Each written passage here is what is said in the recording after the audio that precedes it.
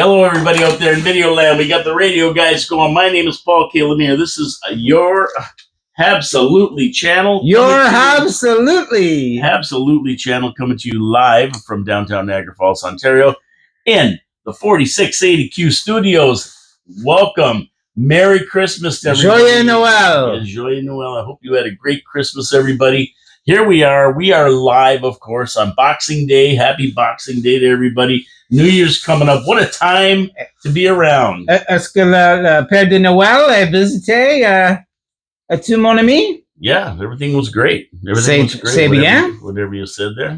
But yeah, everything was Un great. cadeau? We had, I had cake. Or is that gâteau? That's gâteau. Oh, I thought you said gâteau, not cadeau. Cadeau. Yeah, everything cadeau, right? All right. Everything was good, right? We had a great Christmas, just hung around and watched Habs. Absolutely. I mean, we had a great meatloaf. Yes, a great meatloaf week. It was a meatloaf week, John. Could have been a tortilla. We could have been, but it was 2 out of 3 ain't bad. No, maybe we should say, instead of saying a meatloaf week, we should say a tortilla week. Tortilla week, and that 2 out of 3 ain't bad. I love tortilla. Tortilla, yeah, but I've had it, I think, once or twice.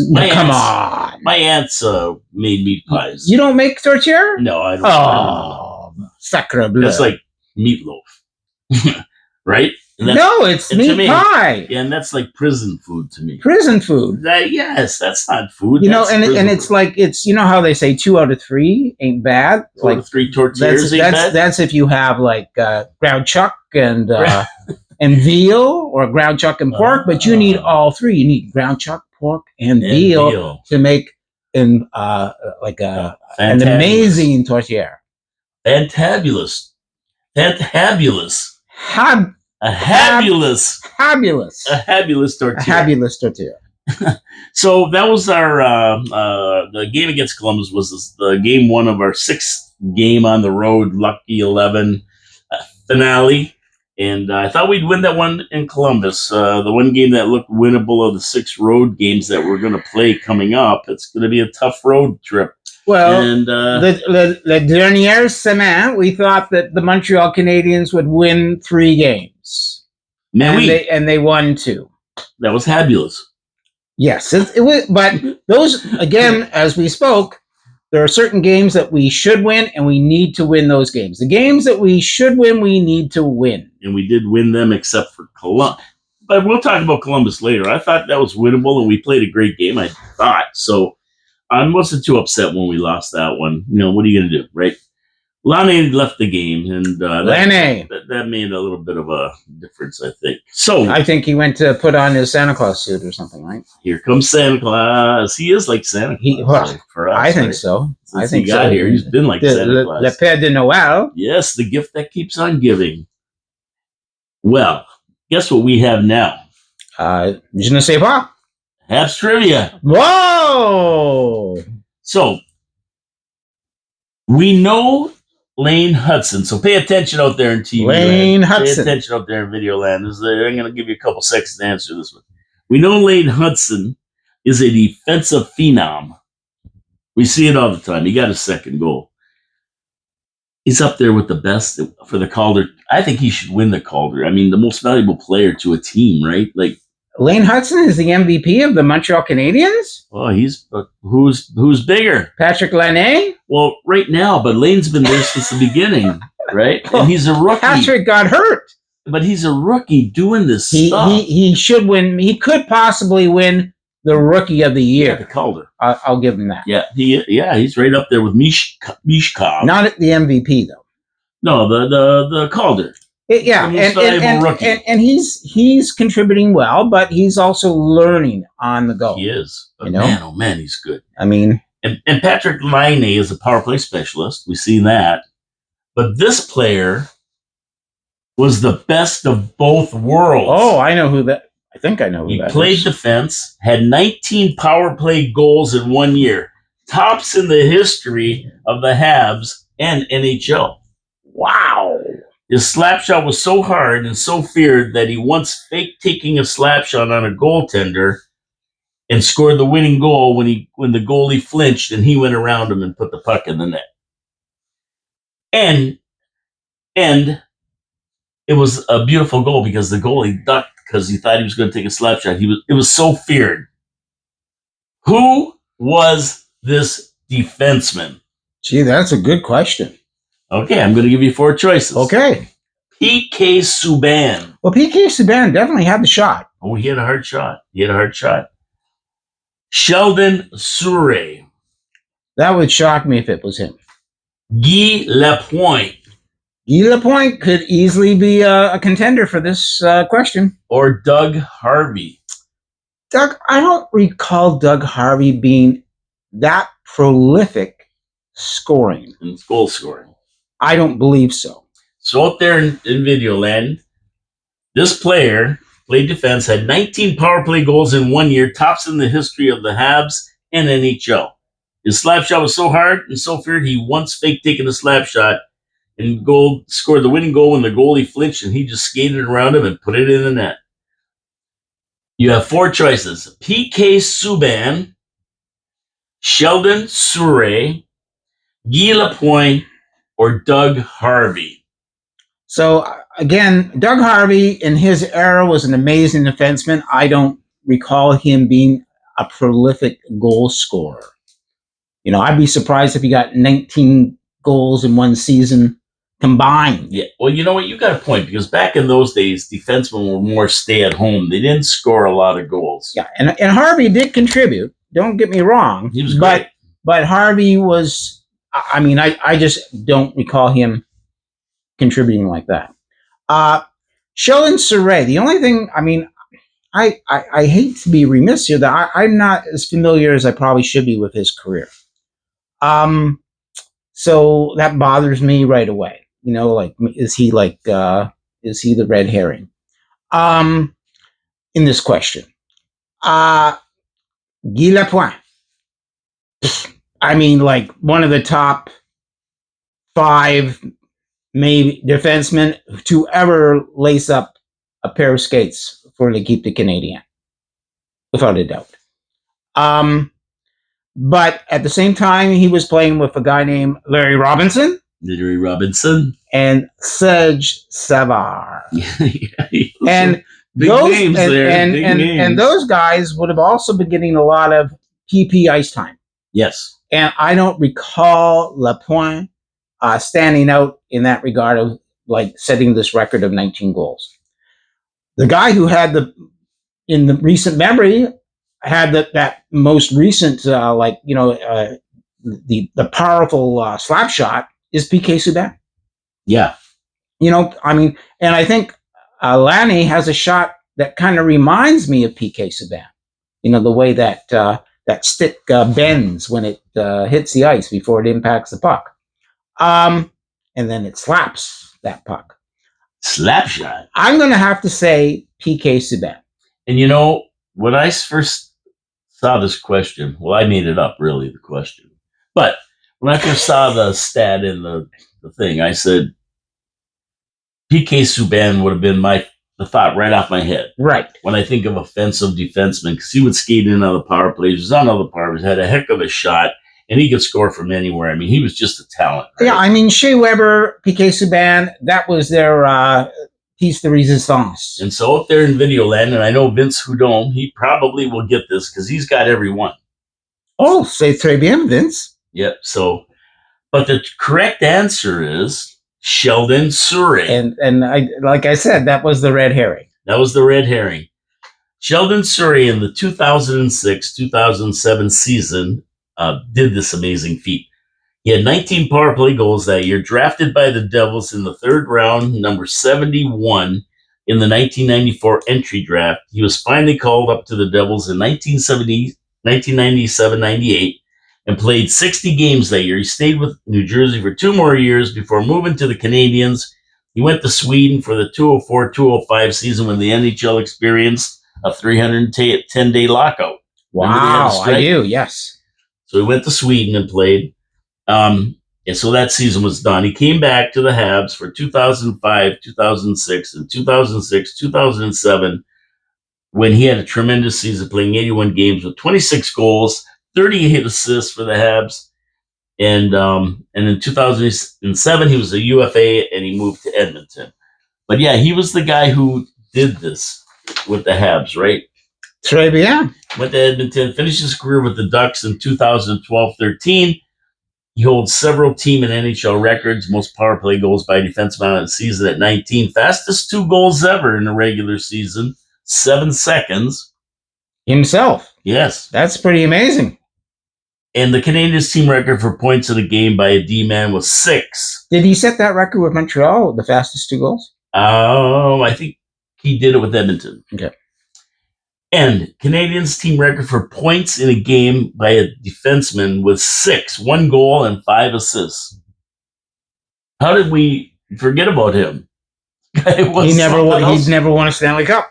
Yeah, he had to win a Stanley Cup. No, not with Montreal. No, not 97. No, he wouldn't have. That's Montreal. Maybe why. He finished his career with 109 goals, 191 assists, 300 points in 758 NHL games, and had the second hardest shot in the NHL when he played. And guess who had the hardest? In 2007? Yeah. PK Subban. No, the skating pylon. Who's the skating pylon? The skating pylon. The guy there was a terrible hockey player, but he was 6'9". He's a skating pylon. Zdeno Chara. Oh, he played for the Beantown Bruins. Right, the Boston Bruins. But he had the hardest shot, and Surrey was right behind him in the NHL skills. It's all physics. It's the length of the stick. Yeah, and he was a big guy, Chara. He had a hard shot. He had a long stick. But, I wouldn't take anything away from Laine because I saw him break 2 sticks that one game. And one was his, I think, and one was somebody else's. No, he broke 2. The guy threw a stick down. But he also broke it. He broke his own. He broke his own, too. Yeah, so he's got the record for most broke sticks by a shot. I don't know. But yeah, Sheldon Surrey is the guy. I don't know if anybody got it out there, but there you go. That's the one. And we forget about some of these phenomenal Habs players that we've had over the years.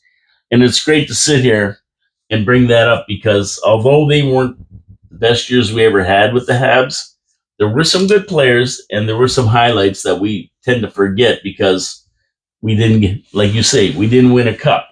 It's like the Carey Price years, right? Yeah. We didn't win a cup, but Carey Price. It was because of him. Phenomenal. Yeah, I'm not a big Price fan. But there you go. I don't know if anybody got that. I didn't. I definitely wouldn't have. You know who might have got it? Vince. No, Drew Deeks. Drew Deeks. Oh, well, that's Drew a good Deeks, point. That's good more point. his era there, right? He might have remembered. That's a good point. He's a big Habs fan, of course. He knows a lot about the Habs, Drew. And something like that's more of a modern era rather than back in the day. He might have remembered Sheldon Surrey doing this. Yes. He might have remembered it. I would say that right away. And we wish him a Merry Christmas. Mais oui, joyeux Noël. And a Boxing Day. Drew Deeks. So yeah, and today's Boxing Day. That's right, Boxing Day. Yeah, I got to go. I'm going to go box somebody. I mean, just think about it. Boxing Day, maybe about 52, 3 years ago, we would have been in Toronto today. Downtown Toronto on Yonge Street, just waiting to get into Sam the Record Man and get our latest albums that have been released and went on sale. Acheter les disques de la band J. Giles. Yes. J. Giles Band. Yes, sir. Full House. Man, all those good bands and back then. And then maybe only 50 years ago, you and I would have been working today on Queen Street here in Niagara Falls. Yeah, it could be. Yeah, be down here working Boxing Day with all the big sales and everything down here. Absolutely. And that's the first thing John said when he came in the studio. First he said, "Holy crap, is it cold in here?" Because we got no heat. I got to put my gloves on. My fingers are starting to freeze. But it's freezing. There's no heat in here. So it's like 52 degrees in the studio. It's like a fairy tale in Niagara Falls. It's very instead of in New York. It's very, very cold. Just think of go. Just think back though. 60 years ago today. Yeah, today. Can you remember what you were doing 60 years ago today? 60 minutes ago or 60 No, years 60 years ago today. I might get 60 minutes. Let's see. 60 years ago would be 1970. No. 1964. Mais oui. And in 1964, on this day, I was probably in California. Really? picking grapes, or what were you No, doing? no. I was down there. I told this story on my other show. Oh, okay. And when I was around that age, it would have been around 64. My uncle was going down to the Rose Bowl to see the Rose Bowl game and go to Vegas, of course, right? Oh, So man, he says, of course. "You want to go to California with me? I'll let you off at my I had an aunt there, his sister. We can go visit them. I'll leave you there, and then I'm headed to Vegas, and we're going to the Rose Bowl game.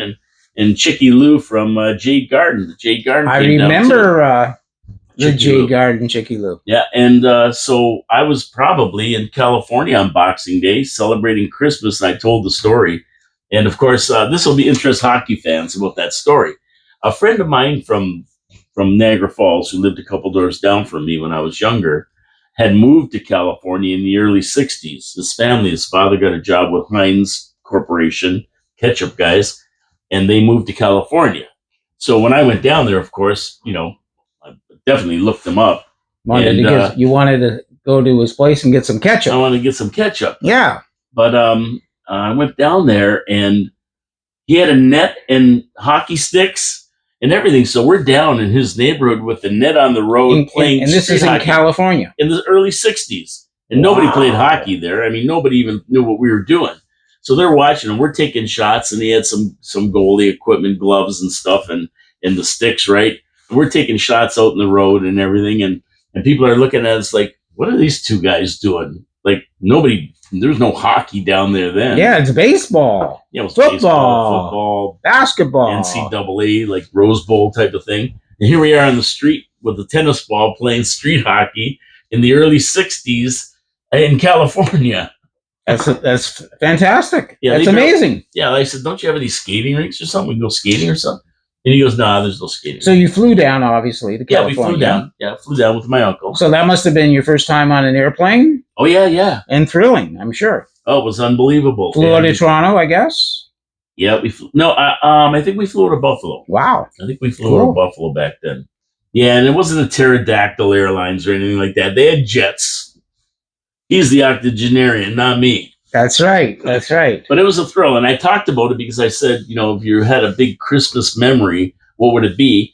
And it would be that, and part of that was playing ball hockey on the street in California in the early 60s with people looking at us going, what are these guys doing? Guys are flying around skateboards and got surfboards on their car and going up in the hills skiing, in December. Little Deuce Coupe. Yeah, that's right. So that was pretty neat. That's fabulous. But that's what I was doing probably in 1964. Why, did you think I was doing something else? No, I had no idea what you were doing. Okay. I didn't know. But 6 years ago today... We weren't in high school yet. No, we weren't. 6 years ago today, I was in... Montreal. Oui, monsieur. Yeah. What were you doing there? I was going to visit my family. And did they take you to a game? Mais oui. Oh, my goodness. The very first NHL hockey game I ever went to see was 60 years ago today. No way. Oh, that's awesome. And in the Montreal Forum to boot. And it was in the Montreal Forum. Yeah. And I got to see the Detroit Red Wings play the Montreal Canadiens. Oh, my goodness. That's Gordie Howe, Sid Abel, Ted Lindsay, the whole gang. It was phenomenal. Oh, yeah. So, I mean, think about this. I'd never been to a hockey game. Sawchuk. I'd never been to a hockey game in my life, right? And so my mother and I decided we were going to go and visit my father's family in Quebec to celebrate the holidays after Christmas Day. So actually, Christmas Day, in the evening, we got on a train and took the overnight train to Montreal. Midnight train to Georgia. We arrived sometime on Thursday morning. Wow. What a thrill. Boxing Day. And we took a cab to my uncle Jean-Louis' maison. And there, my other uncle Jean-Luc was there. And there was a gift for me under the tree. I opened it up. It was a pair of hockey skates. Did you know you were going to go see a game when you went? Or was that a surprise? I don't believe I knew. That would have been a phenomenal. And then my uncle said, "What tonight, Johnny? What are you doing?" I said, I have no idea. I'm drinking. I'm here. We're going to a bar in St. Catharines. I'm 11 years old. I'm in Montreal for the very first time at my uncle's house. Because, well, tonight we're going to go see a hockey game. What a thrill. And Montreal, of course, was my team. So it was like fantastic. The very first game, I go and see my team in their home city. And we went to the game, and two things I remember so vividly. One is the fact that we sat on the catwalk. No way. Way. How'd you get up to the catwalk? Now, you know what? To me, I had it was like, this is where we're sitting, Johnny. It was like kind of last minute tickets, whatever. I don't know. But here we were on the catwalk. And you could actually, from my recollection, is we could look over one side of the catwalk and watch most of the game. But you could kind of look over on the other side and see a sliver of the ice by the boards. Now, as I grew older, I started to question myself, like when I was 40, 50, is this really a true memory? Like, did they really let people, paying customers, sit on the catwalk? And about 5 or 6 years ago, a book was published on arenas, ice hockey arenas. Phenomenal book. And I went and I got it, took it out of the library, and I was going through it. And sure enough, I read that sometime in the 60s in the Montreal Forum, people actually were allowed to sit on the catwalk. Well, I think I remember seeing pictures of people up in the rafters sitting on the catwalk watching the game. And I would be going like, what the hell are they doing up there? So for me, it was phenomenal. I mean, press were sitting up there as well, like in the center of the catwalk. But we got to sit on the catwalk and watch a hockey game. That's crazy. So that was just a phenomenal memory. And then, then after the game, did the Habs win? Man, we. All right. So great game to go to. The first game you go to, of course, Montreal wins. And after the game, my uncles rushed me down to ground level. We got outside of the Forum, and they knew the alleyway to stand in, waiting for the Canadians to come out of the building. And as Montreal Canadiens came out of the building, I collected autographs. That must have been a thrill. My uncles had no paper. All they had were checkbooks. Think about this. Who carries a checkbook around nowadays? Nobody. Exactly. You would be doing selfies now. But 60 years ago, it was, they had checkbooks, they had pens, they helped me get autograph signs on the back of checks from Jean Beliveau, Dickie Duff, Bobby Rousseau. Oh, this is like a dream come true for us. So yeah, it was just a phenomenal day for me. And you know what, guys? This is the first time I heard this story. And we've been friends for almost since then. So there you go. Now, Montreal beat Detroit that day, 6-3. All right. Henri Richard scored the first goal. Claude LaRose got the second goal. Yeah. And Claude Provost scored the third goal. Yes, he should be in the Hockey Hall of Fame, that guy. We talked about that. Absolutely. That's the first period scoring. In the second period, Dickie Duff, playing for now the Habs. He'd been with the Leafs prior to that. Gets the fourth goal of the game. Ted Lindsay scores to make it 4-1. And then Normie Ullman scores and makes it 4-2. Now it's the end of the second period. Norm Ullman, he played for the Leafs too, I think, after. Yes, he did. But what a player he was. Oh, my goodness. We're talking. And then in the third period, Dave Ballon scored the fifth goal for Montreal. Eddie Joyal for Detroit made it 5-3. Don't remember him. And then Bobby Rousseau got the second one. Got the final goal of the game, 6-3 Montreal. Who was in net? Jacques Plante and Terry Sawchuk, I'm guessing. Let's see here. Does it have netminders? Let me see if it does. I would. That probably Jacques Plante and Terry Sawchuk. That's who I would say right off the bat. So the goalies, Roger Crozier for Detroit. Yeah, Roger Crozier, yeah. And they used two goalies. A guy named Wetzel came in to replace Crozier at one point. Oh, well, how about that? Montreal had, it looks to me like 34 shots on net. Did they have, who was their goalie? Jacques Plante? And the Montreal goalie Who else would be there? Well, it could be Gumper or Hodge. Well, Before I look, I'm going to say it's Gumper or Hodge. And as I go to the goalies, it was Charlie Hodge. Charlie Hodge. Oh yeah, yeah. I remember he had 26 saves on 29 shots. There you go, Vince Hudon. Did you know that? So Vince knows everything. This is but Vince has been talking to us. Obviously, about memories in the 60s. He's been asking us to tell people about games and what our memories are of the Montreal Canadiens in those glory years of the 60s. Because this HAB team went on to win the Stanley Cup. Yes. As well as the following year. Yes, so I mean, there you go. This was the start of two Stanley Cups in a row. So yeah, pretty phenomenal for me. As a kid, and then I went back to my uncle's house, and the next day we were going to travel to the birthplace of my father, a little place called Sacré-Cœur-de-Marie. And all the way there driving, my uncle Jean-Luc, he told me the story of how he goes, Johnny, last night in the Forum, it's a very special place. Very, very special place. Very incredible rink.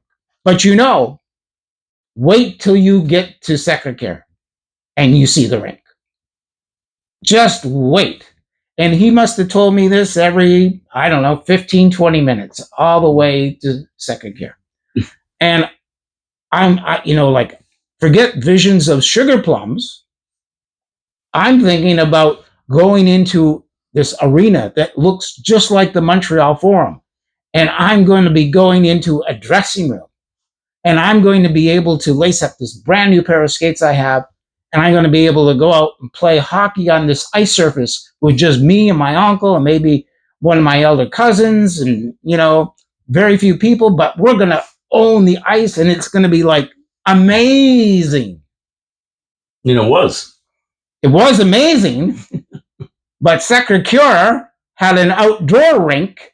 It was a village of 500 people, and the temperature was like minus 30 degrees. Like in here. Absolutely. It's just, it's just like 60 years ago.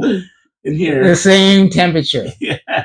So for me, it was such a cold day. There's a huge party at the farm, my grandfather's farm. All my uncles and aunts were having fun. My cousins and I, we were having fun. Yeah, there was a lot of this going on. You got to keep warm. In fact, at one point, it was so cold that they were running out of gin. And my uncle said, Johnny, how'd you like to make some money? I said, of course, for sure. How would you like to go to my house, about 2 farmhouses down the road, and get some gin? I said, sure, of course. He goes, but you know what? You go and see all of your uncles and aunts, and you make sure they pay you for that. So I took the hat around, and I probably walked out of there with $20 or $30 in 1964 to go down the street and grab a bottle of gin from my uncle's house and take it back to the farm. Beautiful. And then I convinced my uncle, because he had promised me, and my elder cousin, Maurice Grulot, to take me out on this frozen ice surface, this outdoor rink. Anybody in La Belle Province knows that every town, every village, every city had outdoor rinks with boards, and hanging lights, so that you could play hockey any time of the year. And the conditions, of course, the temperature and... Well, then...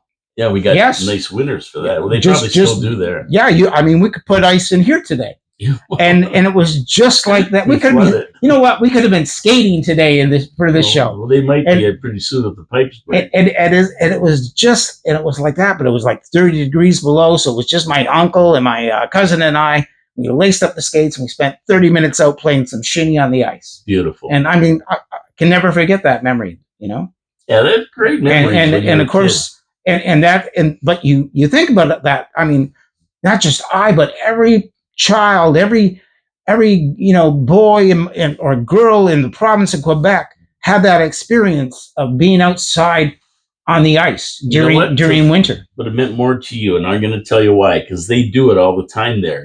This was a big thing for you. We never did stuff like that around here. We got to play outside, but we didn't have organized rinks. We had like more like ponds. Ponds would Yeah. freeze over, and we'd find some place, and somebody might make a little rink in their backyard, and block it out with 2x4s. But this village of 500, 600 people had a rink surface that was like, legit. It wasn't NHL size, but it was like junior A They size, should have done over and there at the and meteor. and they had like boards. Yeah. I mean, they played shinny. And That's where they came from. and there were like hanging lights, and it was fabulous. So Good experience. 60 years ago, There you go. that is my my experience. My uncle Jean-Luc, my uncle Jean-Louis, they're not with me anymore. Neither is my cousin Maurice Grelot, but all my uncles and aunts in La Belle Provence. The best, The best. Fantastic memories as a kid. I hope all you guys have memories. Doesn't like get that. better than that. Yeah. So I hope Vince. The Habs That's the kind of memories. I mean, when you watch that little vignette of the sweater, the story of the young French Canadian boy in the province of Quebec who his mother orders him a sweater because his number 9 Rocket Richard sweater has all got holes in it. I got the 9 sweater, but I have a 2 with the 9. That and she sends a letter to Mr. Eaton, and she sends the money, and then the sweater arrives, and he opens it up, and it's been a substitution. Substituted. They had ran out of Rocket Richard sweaters, so they substituted it with a sweater that was blue and white. A Leaf sweater. Yeah. What a disappointment. Oh. Kidding? So kidding. Can you imagine having to put that sweater on and go out to play hockey in Quebec? No, I wouldn't do it. As a matter of fact, if I had it here now, I'd put it in the corner over here. And we'd start a fire with it for sure. Warm, yeah, for sure. And that's like what memories of playing outdoor hockey. I mean, if you and that's that little story, the sweater. You can watch it on YouTube. CBC, the sweater. It's a fabulous story. Okay, we got to move on to the games here. Now, I didn't write down any video comments from last week. We had a couple of really good Merry Christmases and that kind of thing. Thank you very much. I'll say them next show. We'll give all the comments from a couple shows. Now, but at the same point, I hope you enjoyed my story today. Yeah. I hope you give us a like. I hope you leave comments for us. Subscribe to our station. Yep. And and if anybody's got a first-time memory of their experience for the Montreal Canadiens, please share it. Yeah, share it with us. We'd love to talk about it. And next week, just so you know, right now, we'll say this again at the end of the show, but next week, the show is going to be a week from today. It won't be Wednesday, of course, because it's New Year's Day. So we'll be back on January the Jeudi, janvier 2. La seconde. Yeah, we're going to be back the 2. January 2nd with the show next week. So tune in next Thursday. And it will be 2025. 2025. See you next year. But right now we're getting to the games, and what a week we had. I thought we were going to beat the Red Wings in 2. Drew thought maybe we'd lose one of the 2. We wouldn't win both of them. And I also thought we'd beat Columbus. But what happened was the first game of the Red Wings, away game, we won it 4-3. A game I thought we could win. Special teams. Remember all those games we lost last year? And we talked about special teams winning these games? Well, Jake Evans, first star of the game, scored a shorty. Power play, yeah, exactly. And he was all over the ice, along with Mr. Laine, with another power play goal. Took care of business. Jacki and Heineman added a goal each, and you have a recipe for success. And Sammy was on top of his games. But those special teams, last year we just couldn't get it going with them. This year they're making the difference between us winning and losing. And that was a game right there. I really liked that game with special teams. Well, what was great, too, is we kind of fought back, right? We played a bit from behind. And we came back and won the game 4-3. That's the kind of score I want to see in a game. I don't want to see anything like, 6-2, 7-1.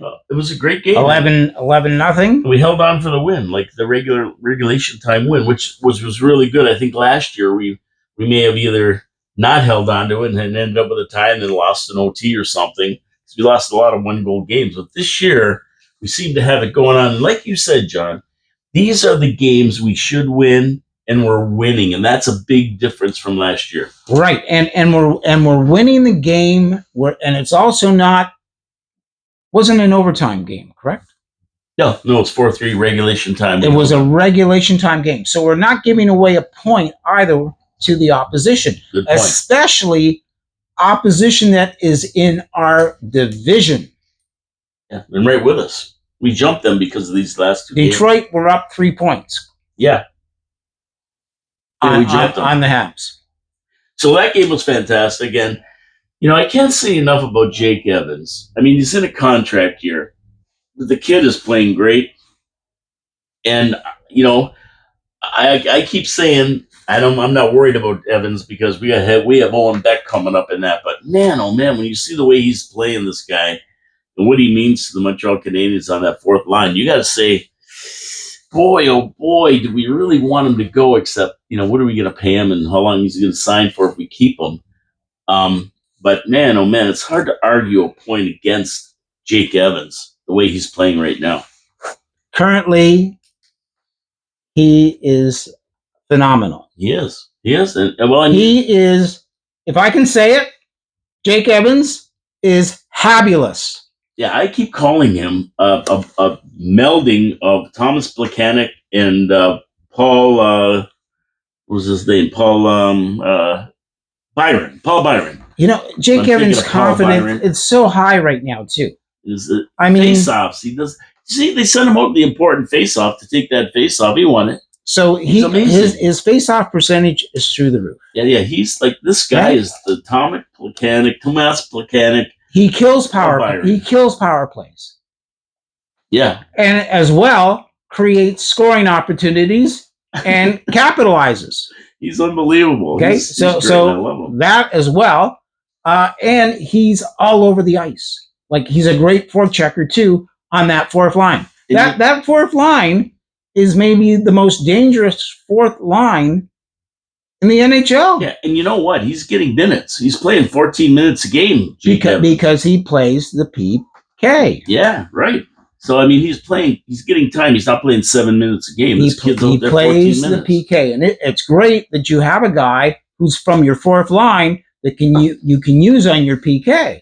So you're not burning out a Suzuki on the PK, which was happening last year a lot. So we won that one, and I was very happy. Then we moved home, and we played them again. And I did think the Habs would win this one. They did. And back-to-back. Back-to-back. But you know what? And I'm going to mention that right now. Sometimes young legs lose you games due to inexperience, but sometimes they win you games. And I think that was one because they got a lot of players that are getting along in the tooth. You hear all the names, Patrick Kane and all this other stuff. Habs outskated them. They look tired, Detroit. Well, what was nice, we traveled probably home and slept in our own bed. We did? Detroit, I don't know what they did. But at the same point,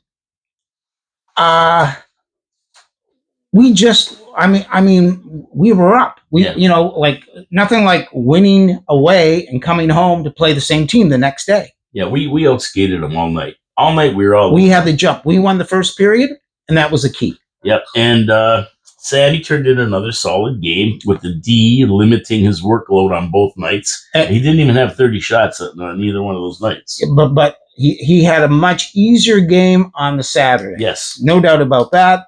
As well as they didn't announce the goalies till very late in the day. And there was, of course, when we talked about it, we were like, or at least I felt Monty had to play all three of those games. And he did. So Laine not only got his 8th power play goal, but set a new NHL record for the most consecutive team power play goals. And it doesn't end there. He also has the second most power play goals in the NHL right now. And what has he played? 9 games? I mean, Slav, Evans got another goal. Heineman and Gallagher chipped in for the win. This was a team effort. Everybody got in on the action, and I really, really just liked the game. Montreal played a phenomenal game. They had the jump all night. This is the kind of game you want to see, and it worked out perfect for us. Big 5-1 win. a lot of confidence, and I wanted to have that before we went into the 6-game road trip to finish off the lucky 11, and I got it. Yeah, So I was happy. and we're happy to see Slab getting a goal, right? Heineman, Yes, Heineman again. Gallagher, Galley chipped in one. Evans. Yep. Those are the names, the workhorses, the guys who do the heavy work. Yeah. Great to see them contributing points on the board. Yeah, well, you got to have them. You got to have secondary scoring because they're going to try to shut down your top line and your second line. So your secondary scores have to come up, and they do. They did. I mean, and our top line is sometimes not. I mean, Slab is on the top line. I mean, they're always contributing. Because if there's a power play goal, like Laine's goal, they contributed to that because they're out there at the same time. Yeah. So I think in the Hudson Savard scored in the Columbus game. Yes, Hudson got one, and Savard got his first goal this season. I think our first line was out during both of those goals as well. So they're assisting on those goals. So I'm good with that. I'm good with that. I'm good with the first line production. Yeah, so that was a fantastic game, the 5-1 game. A game I expected to win back to back. Sammy played. He had a light workload the game before, so he could take it. And at the end of the day, we looked fantastic compared to these geezers because they got a lot of guys who were kind of past their prime players. But so in saying that, Detroit had the same record as we had basically going into both games. Yeah. Those are the games that we need to win games where we're playing opponents who are, we'll call them, of equal performance. True enough. Okay. The games you won with, they're 4-point games, really. Yeah, they're 4-point games in your own division. But those are games that we need to win when we play an opponent who has the same type of record as we have, and that's an achievement. That's something we weren't doing maybe 2-3 years ago for the last 2 years. Right. And now this is an improvement over the past 2 seasons. And those 2 games jumped us over Detroit in the points because they had 3 more than us, and then we get 4 points. So up we go, up to the ladder. We're 26 or something. We'll go through the stats in a minute. So then we move away to the first game of the 6 road games we play, which it's going to be a tough haul. And I thought we'd beat Columbus. And, what I saw with that game is the Habs continually giving the puck away. And when you do that, bad things happen. Columbus basically threw the neutral zone trap at us. They just clogged up the center. We really never got going when I watched the game. It was just clogged up the center.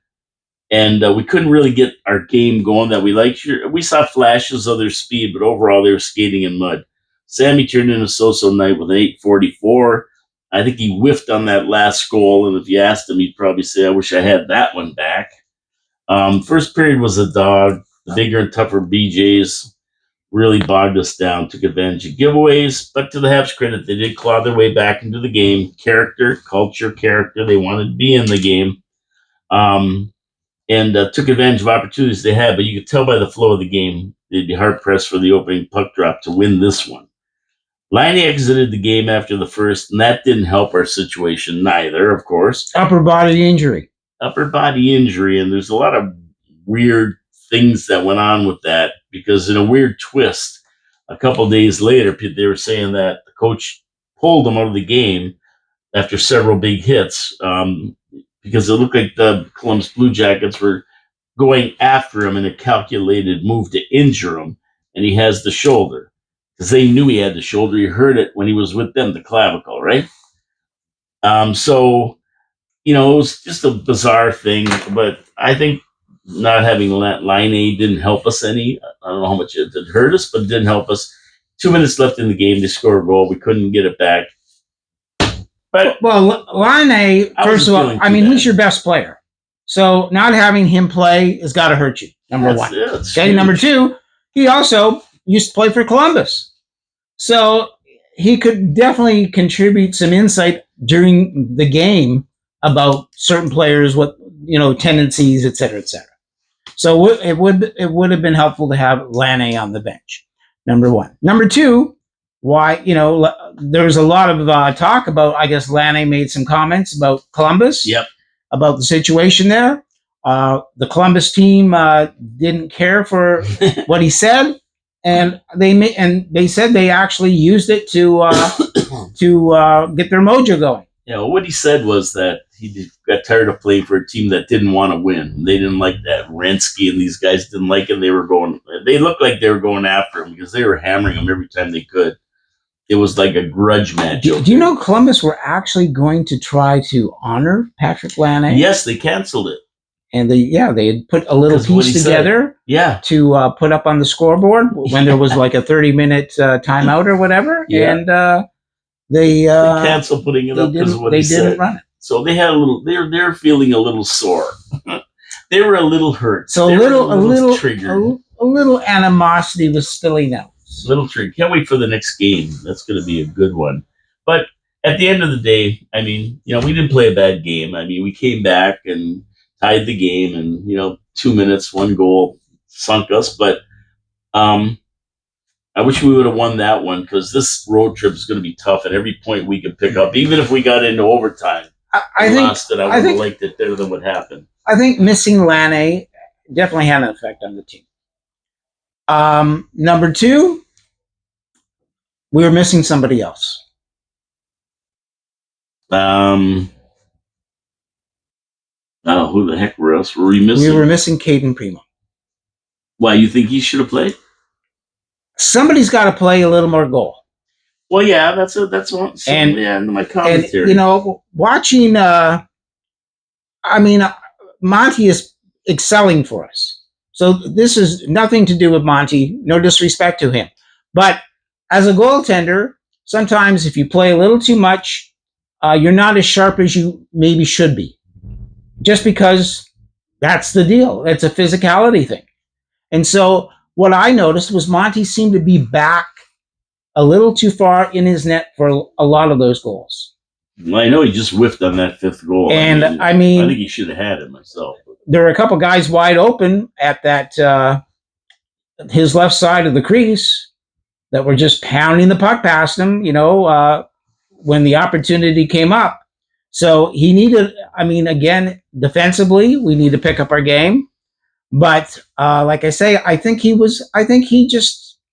it's hard to have that much focus and concentration that you need sustained over that long period of time. There are a few people that, did it, obviously. Guys like Patrick Waugh was known to do it, and Marty Brodeur, but, and of course, Carey Price. You really have to dial yourself in to be following that puck constantly over long periods of time. It don't come easy, as George Harrison might say. And, I just don't think Monty's a starter.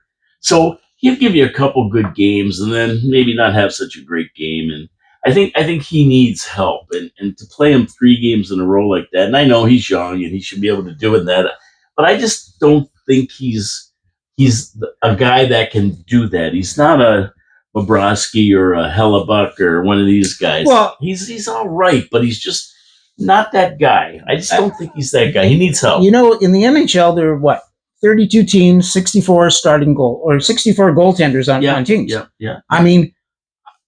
Of the 64 goaltenders, there are maybe 5 of them that are playing that many games, like 60, 70% of the games, 80% of the games. Yeah. And Monty is one of them. Well, yeah. But we know in the mix of 64 goaltenders in the NHL, Monty probably isn't a top 5 goaltender. No disrespect to him. Oh, he's not probably top 10. So he's being asked to perform above his level. Exactly. And for Monty to perform the best that he can, we have to give him the tools and set him up to excel. And that being said, I think it becomes a rest thing. And that's why I agree. At one point we've got to have a second goaltender that we bring in a little more often. That at this point is Caden Primo. There was a bit of an incident, I think, early or late last week where MSL was being questioned about Caden Primo, and he got a little upset with the interviewer, and he walked out of the session. Wow. I never saw that. Yeah. Wow. So it seemed to be a sore spot. Yeah. So the Habs have to solve that problem. We have to either play Caden Primo or get another goaltender and play him. Last year, think about this. Last year we had 3 goaltenders. And we couldn't decide what to do. We didn't know who was playing. Yeah. This year we got 2 goaltenders and we're only playing 1.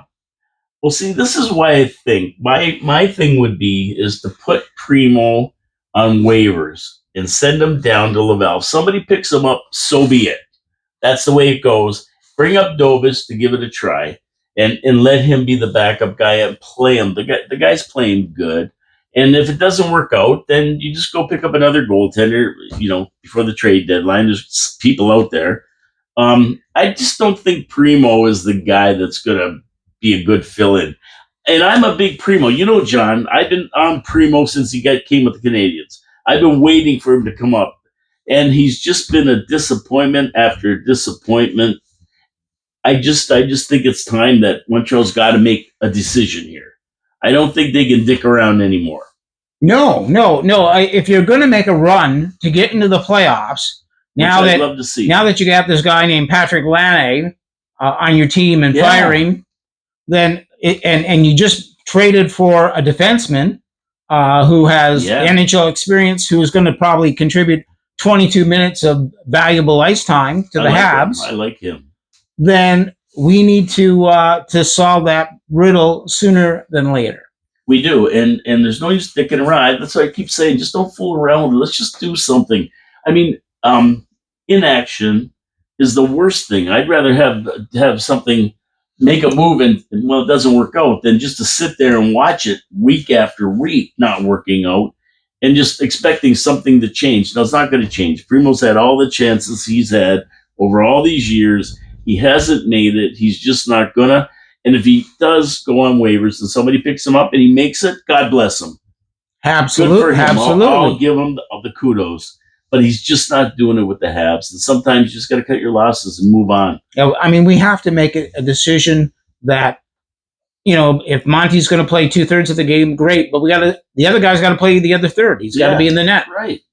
And it's that simple. And my thing is like, I would love to make the playoffs. And he says, well, why? Because you're not going to go anywhere anyway. No, but even if we get into one round, that gives all these guys some experience in the playoffs.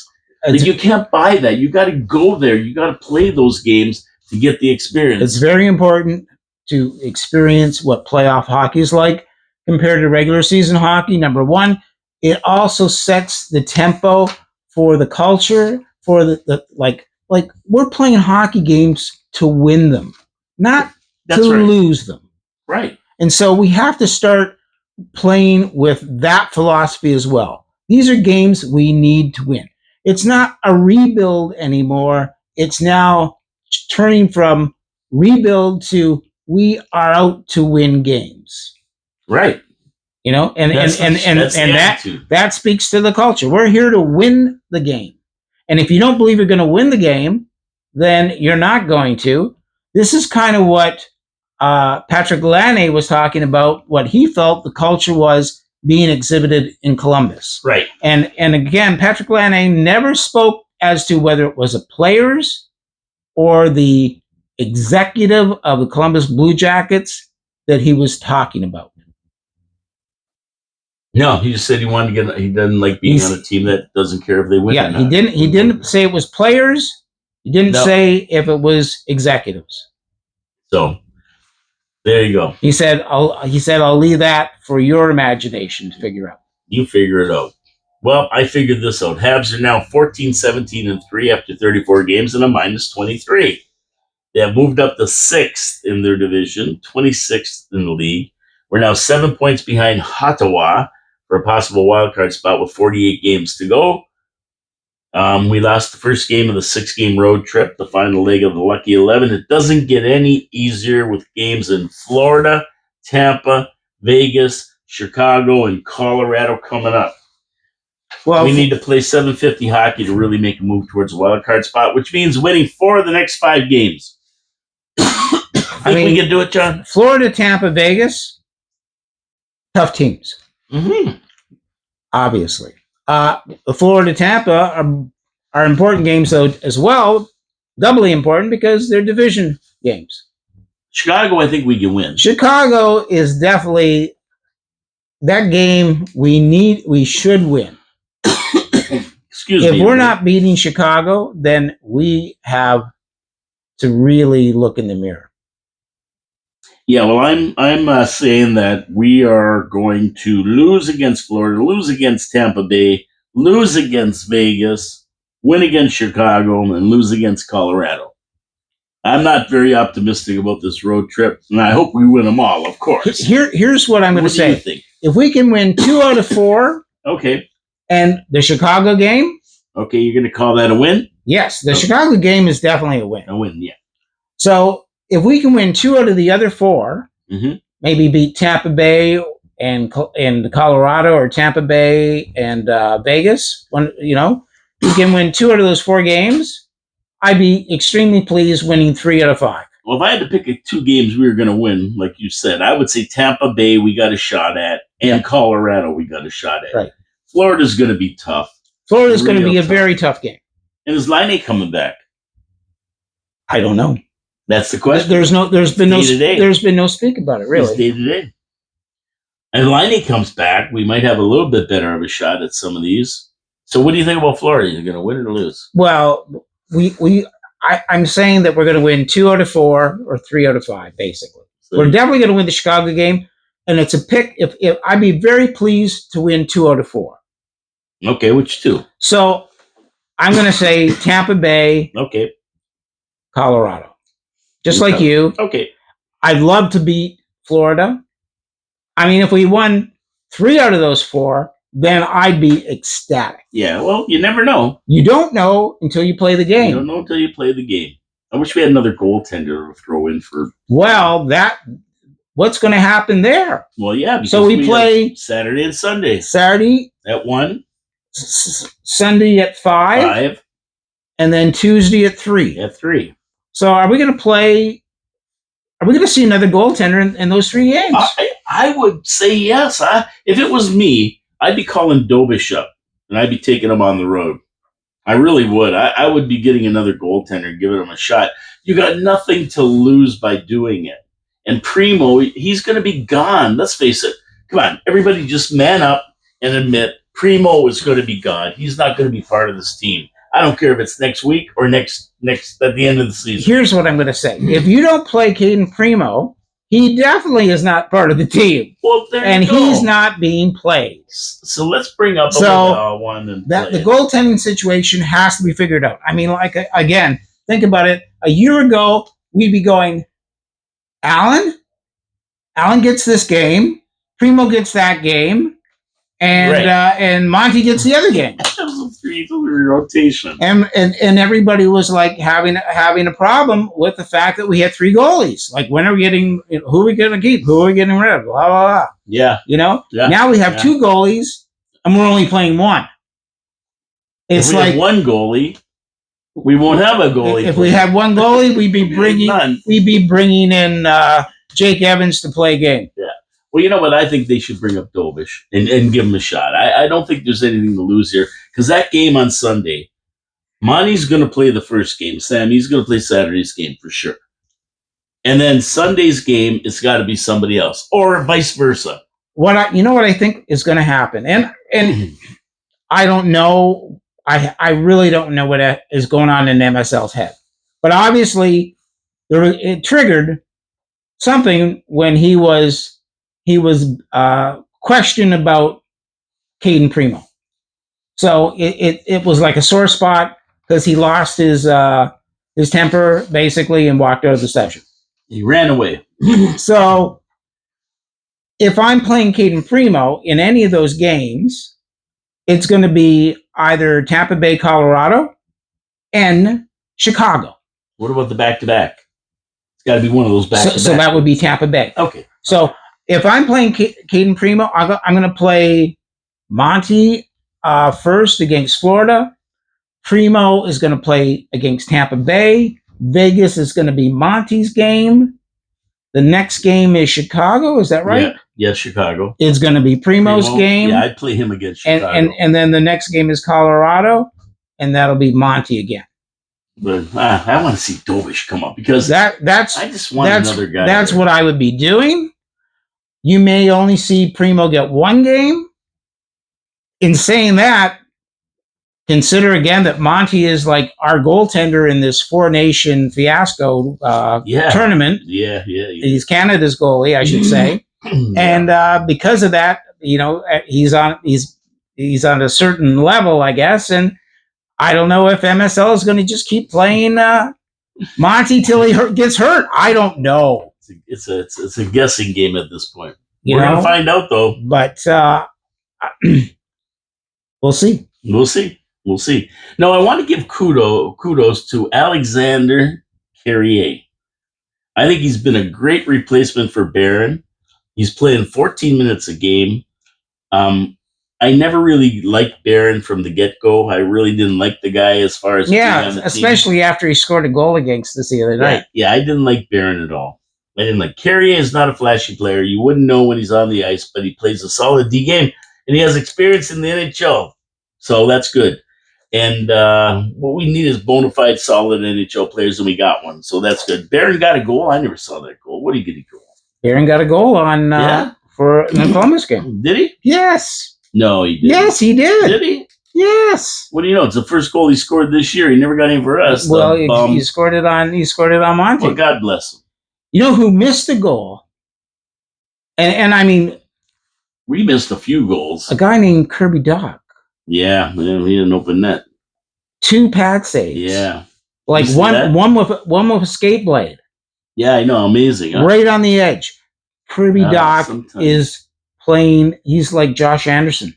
Yeah, he's going to be gone. He's not going to be gone just yet. he's going to be gone. But Kirby Doc, we need to do like something for Kirby Doc. Yeah, like I like to see Anderson. He's another guy who's skating around. And Josh Anderson is still playing well. But he's playing great. But he's playing well, and he's putting the odd puck in the net. Yeah, it's an improvement over last year. Yeah, we need more. But I mean, like guys like Armia, guys like Jake Evans, guys like Heineman, guys like Gallagher, they continue to contribute, which I'm very pleased with. But that second line of Doc and Newhook and Laine on 5-on-5, we need something from them. We need something from them, yeah. We need something from them. And kudos to Carrier. And that was a great save by that goaltender for Columbus. And we can say, in hindsight, that could have been the goal that changed the game for us. At the other end, right after that session, they went down and Monty pulled the rabbit out of the hat, made an amazing save. Yeah. So that's just part of hockey. It goes back and forth, and I like Carrier. I think he's a great replacement, and I like just the way he plays hockey. He's always there. He plays 14 minutes. He's good. I like him. Okay, Johnny, we're going to end the show with the Trois Étoiles de la Semaine Dernière. Who you got? Well, I mean, Jake Evans. Excuse me, everybody. Jake Evans. I mean, he's the premier étoile. He's the first star. He continues to contribute on the PK. He goes out, he wins face-offs for us, and he plays an amazing shift on the fourth line. I think that's the highlight. Is we've got some good players on this team, and the fact that some of these players aren't playing on the second and third and get to play on the fourth means that we can sometimes go out and clobber other teams because they don't have as good a fourth line. Yeah. So we can win games because of our fourth line. That's incredible. Yeah, and just let me make a correction. Carrier is playing about 20 minutes, not 14. Exactly. It's Evans who's playing 14 minutes. Yeah. Okay, your second line. Because you've got 6 defensemen and you've got 12 forwards. Yes. 4 lines and 3 sets of defense. And your second my second has got to be Patrick Laine. I mean, he set a record. So kudos to Patrick. And just keep, like I say, just keep putting that puck in the net. And let's hope that you can get your 5-on-5 game going and that you can stay healthy. And the troisième étoile? Le troisième étoile is Le Père de Noël. You know, I mean, he's been kind to the Canadians. He's given us lots of draft choices and prospects over the last 2 or 3 years. And he also delivered Patrick Laine as a gift under the Christmas tree in Cadado, just prior to Noel. There you go. So I've got Jake Evans, just like you. I said he has to be considered for the number 1 spot. Yes, it's a contract year for him, and he's really a force when he steps on the ice. And, you know, it's a contract year, so you see this kind of stuff. But he's done it before.